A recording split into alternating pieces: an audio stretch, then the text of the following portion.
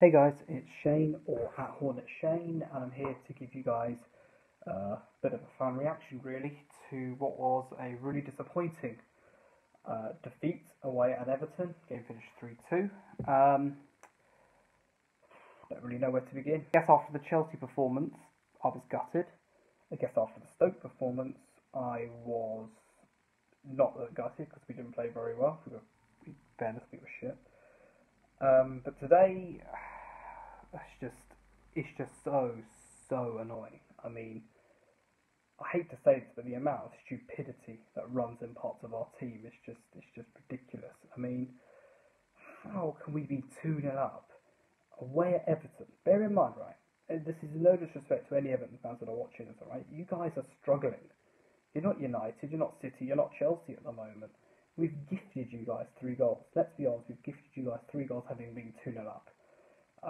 Some of the players in our team need to get a bit of a bollocking. I will give some of them a bollocking, but I guess what's worrying for me is just seeing how we capitulated in that second half. I mean, that defensive capitulation was worrying, really worrying. And I know our personnel at defence has changed, it's chopped and changed because of injuries, because of suspensions, etc. But today, I think, for one thing, I think if we start from the back, I think we really miss Sebastian Prödl.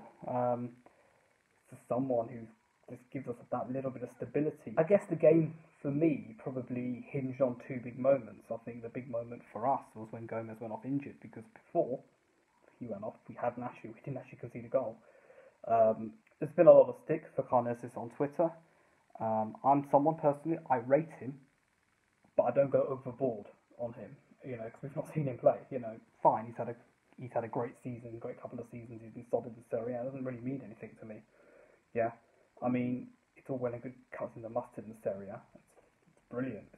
That's good for him, but the Premier League's a little bit different. You're coming up against different kinds of players. We've not seen him play. Good things have been told about him, but I don't ever think I've ever heard or seen a goalkeeper that's been so overhyped today. Now, I'll admit, it was his first game. He was on for half an hour, and things like that happen. But for me, I look at it and I think, you've been overhyped for what? Let's be clear. The first goal was entirely his fault. Holebas should have done better with it, and we'll get onto him later. Trust me. But Karnezis, what's he doing, running out like an absolute idiot? What? In aid of what? And I guess the good thing about having Gomez on the pitch would have been, well, Gomez wouldn't have bothered running out because he's too fucking slow to get back. People will have a pop at me for saying, oh, you're getting on the back of the keeper. I don't care. He doesn't deserve any kind of defence for that today. Really, he doesn't. But I'm sure we're going to see the best. I'm sure we're going to see more of him this season.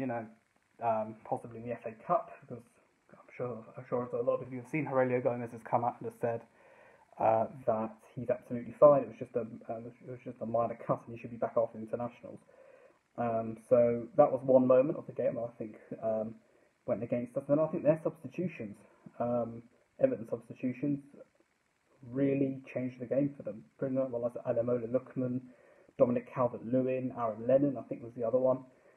Those 3 players changed the game for them. You've got Ademola Lookman, who's running at you directly. Calvert-Lewin, a youngster who's going to be getting himself in there. You've got to be honest. You looked at the game when they had Rooney on the pitch. He was just so static. He didn't really do very much. But credit to them. Their substitutes tore into our weaknesses in many respects. Defensively, I think I'm going to be totally honest with you. Kiko Femenia, I thought, had a very good game today. Cabasele took his goal really well. The other 2, I mean, Britos had a couple of nervy moments as well. I personally, I'm not Britos' biggest fan. I've said it. I'm not his biggest fan. I think Mariappa should have started the game. I just think he's been a lot more solid, and for our 4th, 5th choice defender, Mariappa's done really well for us.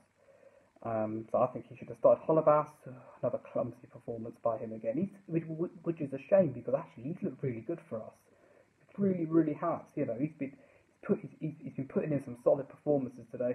He was unfortunate with their penalty. I'll rewatch the highlights again for that. He did slip, but come on.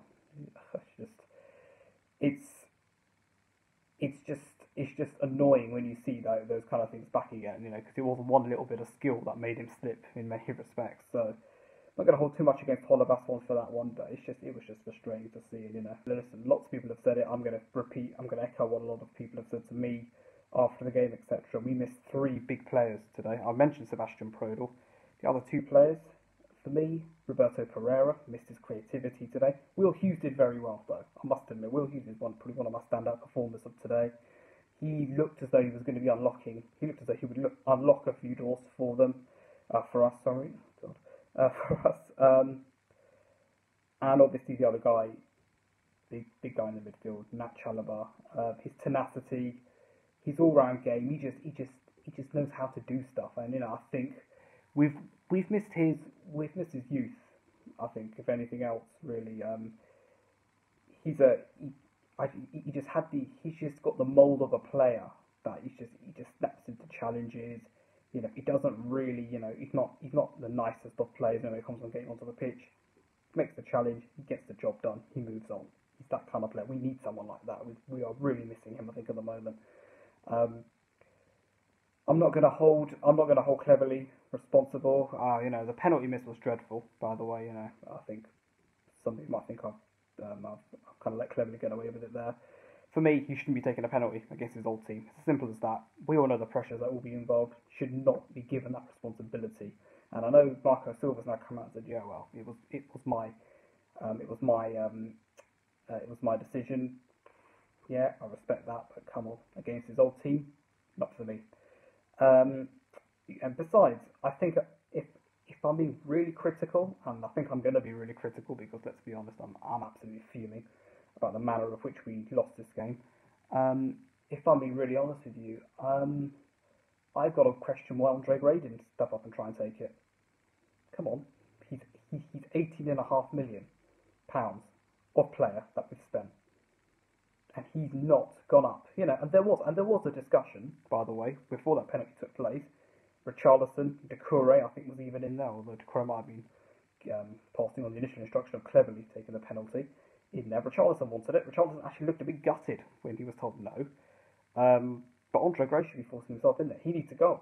A penalty is a great chance to get himself a goal. He should be forcing his way in there. Why isn't he doing that?